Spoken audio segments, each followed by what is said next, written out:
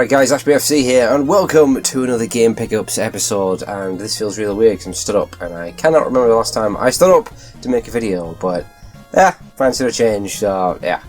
I got a bit of a gamey corner going on. It's the best I can do for now. I know it's still shit, but allow me to give you the grand tour, because I know that's exactly what you want in it, so you know.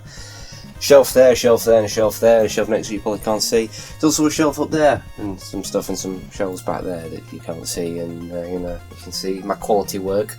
Lovely and straight, well placed, you know, sturdy, mostly. So good I am.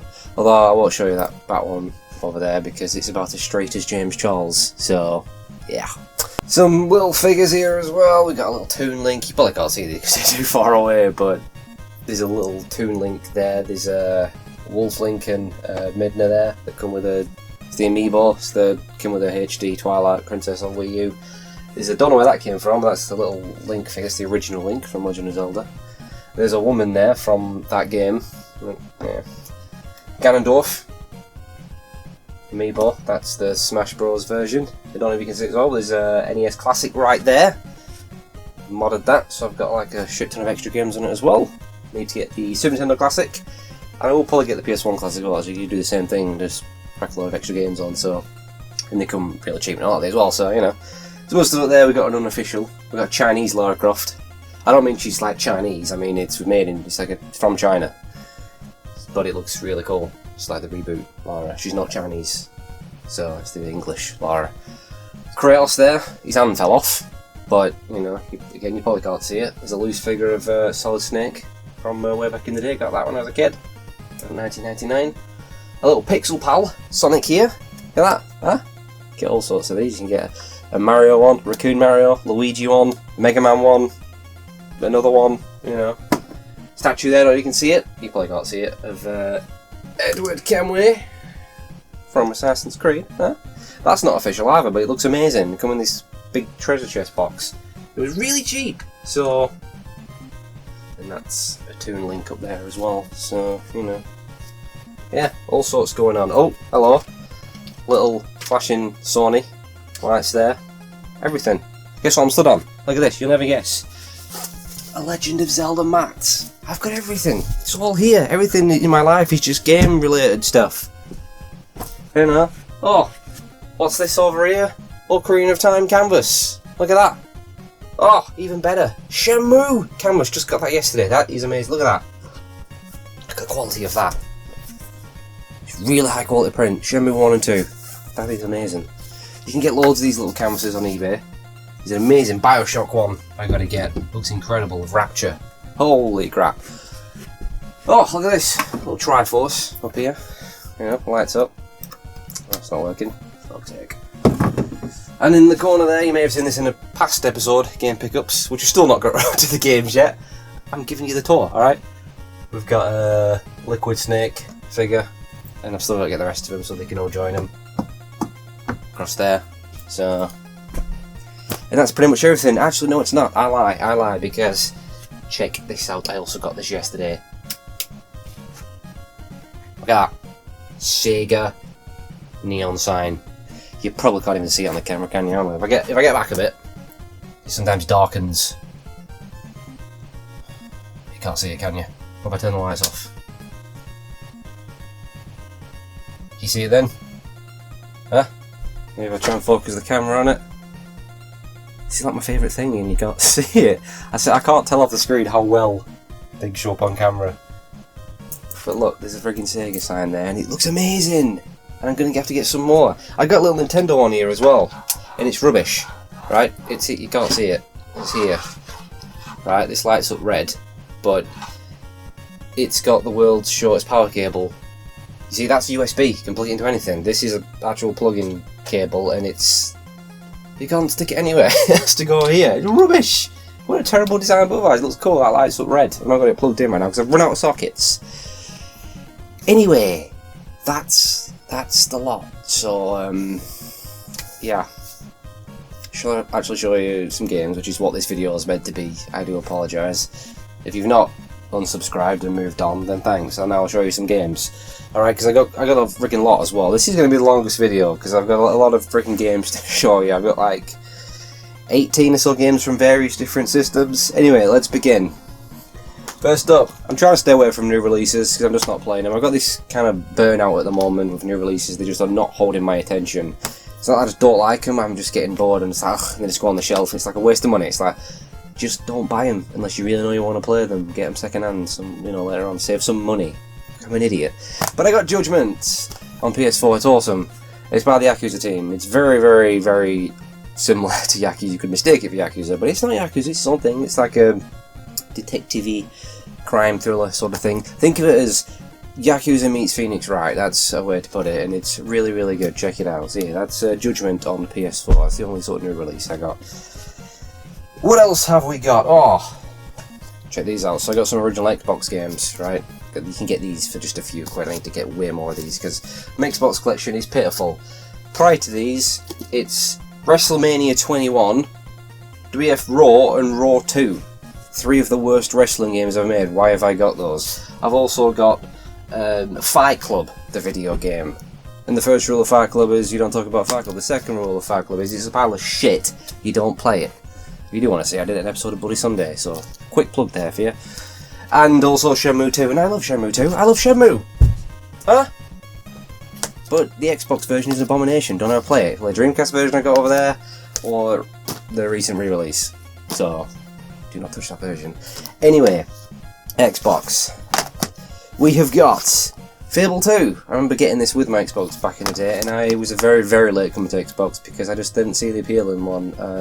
I love my GameCube, my PS2, I had so many games, I didn't care, but then I just, screw it.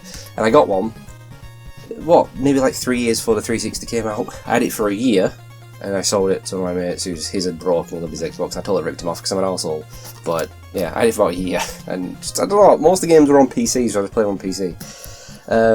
But yeah, I remember getting Halo 2. I did beat it in like 2 sittings, and I've never been a Halo fan. That, Halo 2 and Reach, the only 2 Halos I've ever beat. We also got Doom 3.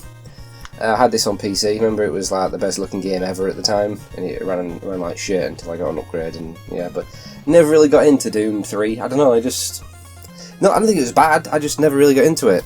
Did about 3 or 4 hours on it, and I love the original Doom. Played that as a little kid. Not only was it the first PC game I ever played, the first shooter I ever played, but it was the first game to ever have blood. So yeah, a lot of beginnings there in the original Doom. And the reboot is brilliant as well, actually. I'm looking forward to a new one. We also got Fable. I think I did have this on Xbox. I really enjoyed this game. I never followed it. I'd never heard of it until a friend told me about it. And it sounded really cool, and I played it, and I really enjoyed it. But I know Peter Molyneux had hyped it up and made all these promises. You know what the guy was like. He just constant bullshit. I don't think he could help himself. But, I really enjoyed it, and I enjoyed Fable 2 as well. I think I had that on Xbox 360. Never played the third though, but it's a series that should come back. Come on, Microsoft. And finally, the Chronicles of Riddick: Escape from Butcher Bay. Never seen in the Riddick films. I say films, did they do more than one? I know they did at least some anyway. I was never a fan of Vin Diesel. But this was pretty cool. This was by Starbreeze. I remember these guys, they were pretty good. They did The Darkness, didn't they? That was a super underrated game. But yeah, this was pretty cool, really good looking game. On the back here, the best looking Xbox game we've ever seen, and we've seen them all. That's from official Xbox magazine, so you can't. They're always going to be biased, aren't they? But it was really cool. Like I like the first part in the prison, you get into fist fights and stuff, and then I kind of lost interest towards the end. There's like robots and shit, if I remember right. But it was kind of cool. But yeah, Chronicles of Riddick. That's on PC as well, actually. Yeah, that's original Xbox games. Also, couple of GameCube games. Again, you can get a lot of these relatively cheap, and I'm missing so many. Again, this collection here is a disgrace, right? I've got Resident Evil Remake, which is arguably the greatest Valve horror game ever made. We have got WWE WrestleMania 18, one of the most generic wrestling games ever made. WrestleMania 19. There's all these wrestling games. I've got a load on 360 as well over there. I got Pikmin, Sonic Heroes, randomly. Never liked that game. And that's it. That's my GameCube collection. That's pathetic. There were some great games. But yeah, I got these two for a fiver. A fiver. 007 Agent Under Fire and Star Wars Rogue Squadron 2 Rogue Leader. The Rogue Leader case is actually cracked at the bottom, hence one of the reasons it was so cheap. But I can just easily get another case for that. That's not a problem. Absolute bargain. Yeah, I remember Agent Under Fire getting that on PS2 years ago. I was still in high school. God, my God. I remember thinking it was pretty good, you know, it was actually quite hard, but I beat it and it was pretty solid. No GoldenEye, obviously, but yeah. Oh God, it's EA games, Electronic Arts. Alright, enough said. Fuck EA. Yeah. Again, Star Wars Rogue Leader, this was amazing. I had to rent this out a few times at Blockbusters to get it beat, and it was fantastic. I loved the original game on N64. The graphics were so good, and if you get this running on an emulator, it looks amazing now. It stands up well. It was a fantastic game. I've said this before, I've never been a fan of Star Wars films, they just don't do anything for me. But God, there were so many amazing Star Wars games, going all the way back to like the 90s and stuff, so many different genres, and this was one of the best. They did a third one as well, which was really good. Yeah, and just a reminder, EA owns the Star Wars license. Yeah. And what have they done with it?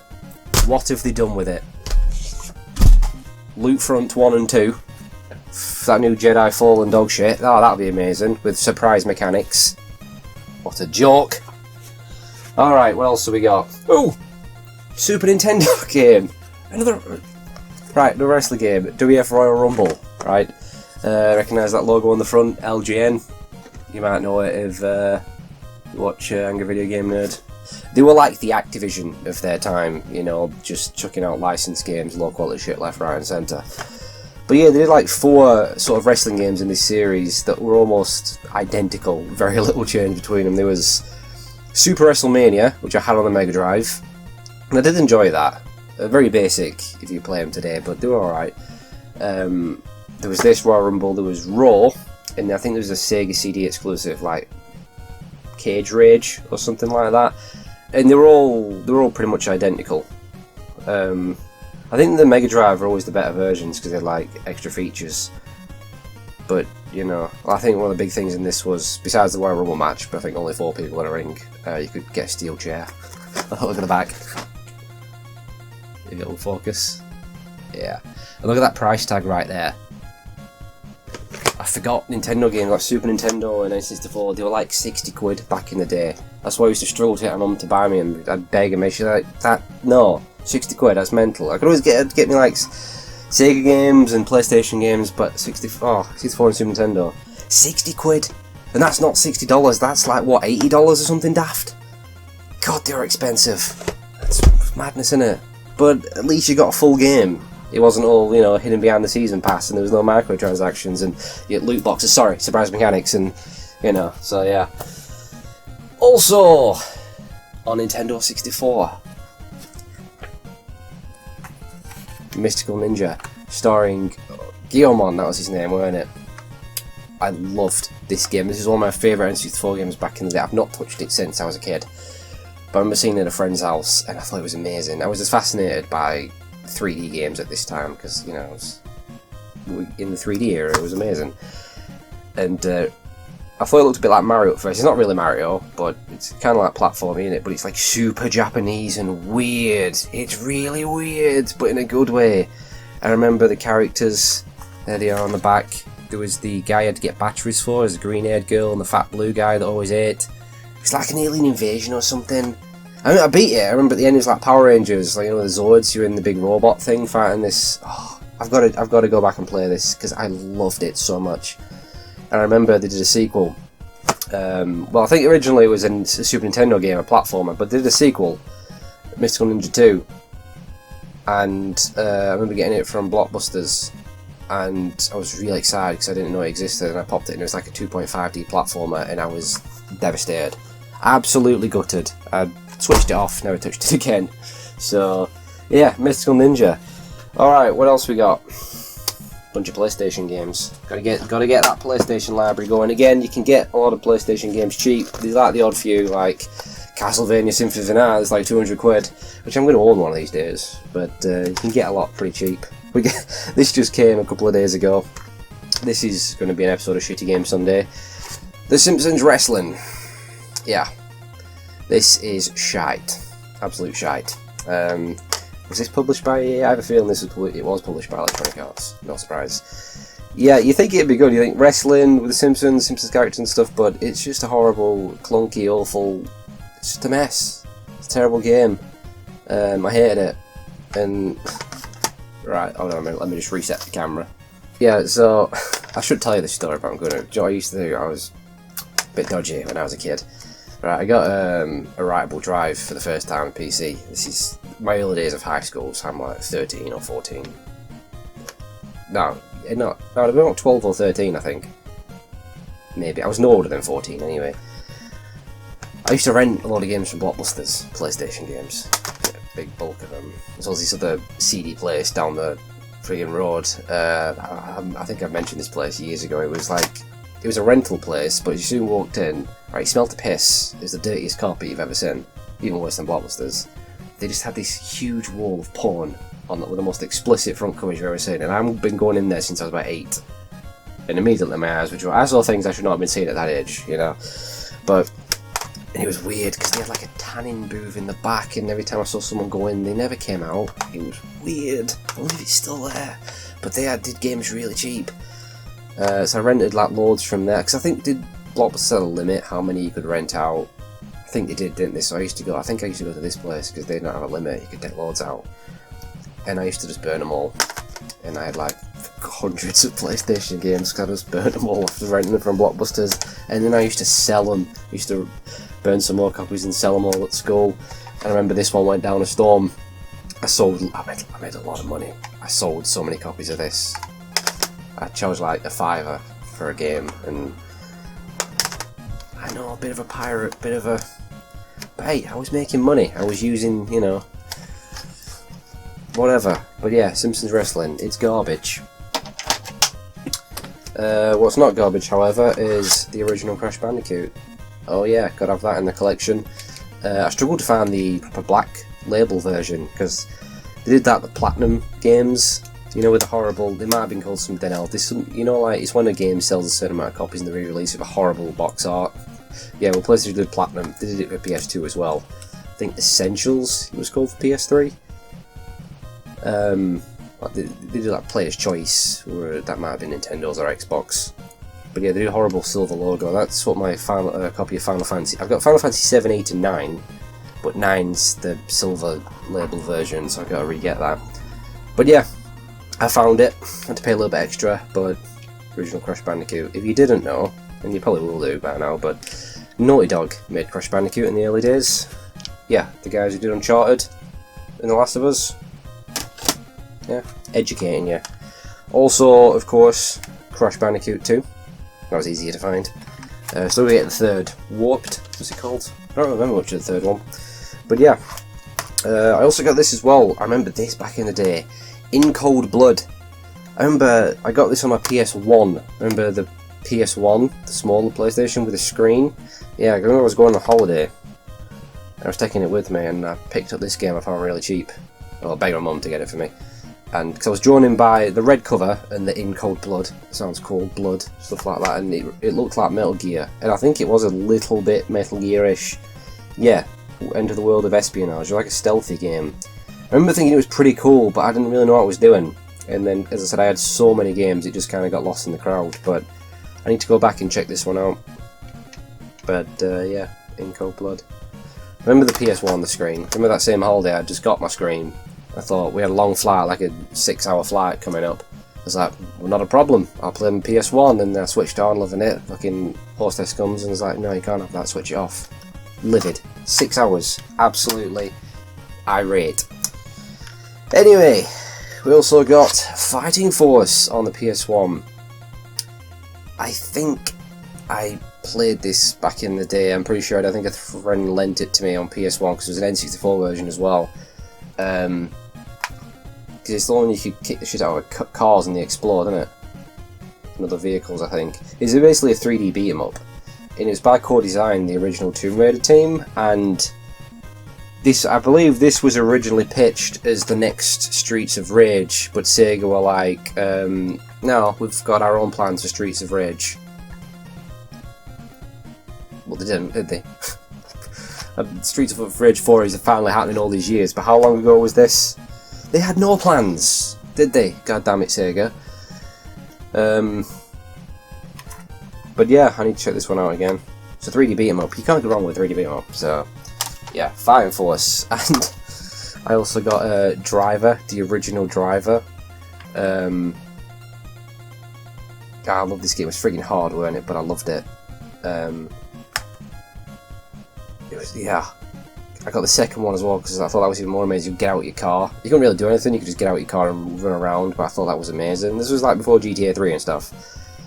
But I'm a Driver 2. I need to get that. That made me rage. I kept getting stuck on certain missions where there'd be like a time limit, and I couldn't do it. And I remember I was trying this one over and over and over again, and I just lost my shit after losing for the 100th time. And I remember I just like fucking hammer fisted my PS1 and broke it.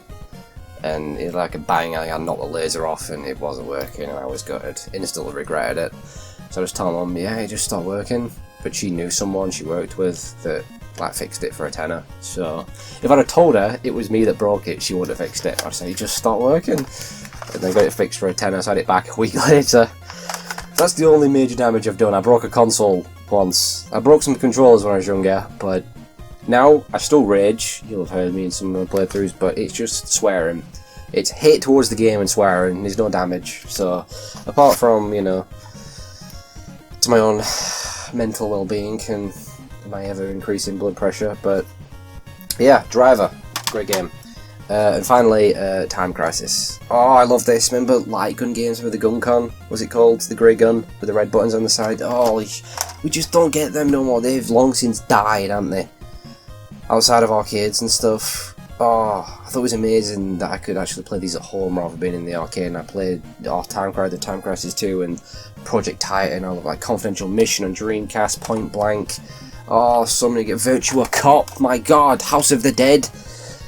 Yeah, and sad thing is we can't play these anymore because the light guns don't work on modern TVs. I ain't got an old CRT TV. They fucking, I ain't got room for one of those. They're huge and heavy. Have you tried to pick up one of those? But you pick up a big 4K TV. There's like 60-inch. It weighs nothing. You pick up like a 30-inch CRT TV, even like I don't know, it's like 22-inch. It weighed a ton. But yeah, it's sad we can't play these anymore. The last I know of was the Wii. You can still play Wii games. They're like House of the Dead and Ghost Squad, a few other sort of light gun games. But they've died, and it sucks. Real shame.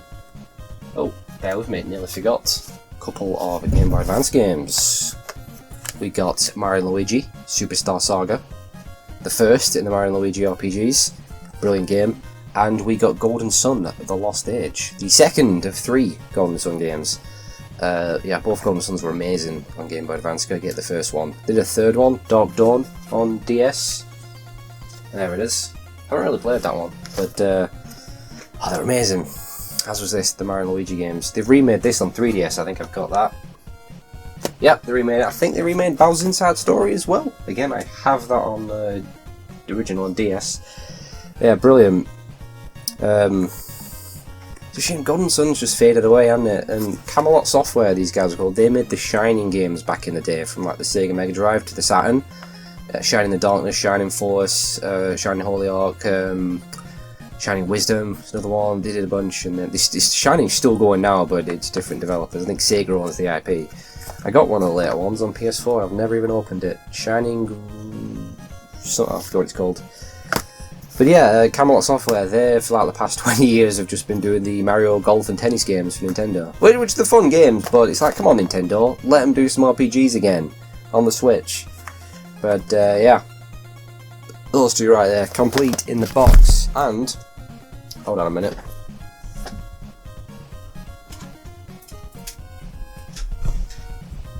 I can play them on actual hardware because I found my SP, which has been missing for years. I had to get another cable for it to charge it. But, I mean, I do emulate a lot of stuff. Sometimes it's nice to play on the hardware. And, so I've got an original Game Boy Advance, lost the back. What is it with backs going missing? Everything that has a back I lose. Remotes, consoles. I I don't know how I do it, but they just go missing. Anyone else do that? But yeah, the Game Boy Advance, right? Screen's a bit beaten up. It's in better days, this. This is not my original. I had one of the clear ones back in the day, same as my Game Boy Color. But how did we play on these, like the Game Boy Color and this, without a backlight? How did we do it back in the day? How did I beat full games like Link's Awakening? You can't see the screen! Like, I mean, the SP, was the SP the first that had the backlight? Like, look, you can see the screen. If I switch it off, that's what it was like before. You can't see it! How did we manage? So, yeah. And the good thing is with the SP, it plays Game Boy and Game Boy Color, so I can play everything now. The DS and DS Lite, there was only backwards compatible with Game Boy Advance, and I've got a DS Lite, but it broke years ago. It doesn't hold charge. It works, but you gotta be plugged in, and if you accidentally pull the wire out, which happened to me one too many times, it goes off and you've lost your data, so I need to get another one of those. But yeah, you can see the screen, gotta have a backlight, so good stuff, good stuff. So glad I found that. So glad I found that. Just tucked away in a drawer for years and years. I lost it after I moved house, actually. I think I assumed I'd left it at the old house, but anyway, yeah. Coming towards the end now. Bloody hell, this has been long. Alright, we've got a couple of Sega Saturn games. Oh yeah. I picked up a Saturn for the first time about 10 years ago. Never owned one back in the day. I didn't know anyone that had one. No one had a Saturn. Nobody had a Saturn. I played on one briefly in a game store for like 5 minutes. It was Sonic Jam, the compilation, I think. Was it Sonic Jam? Yeah, I think it was Sonic Jam. I played something anyway.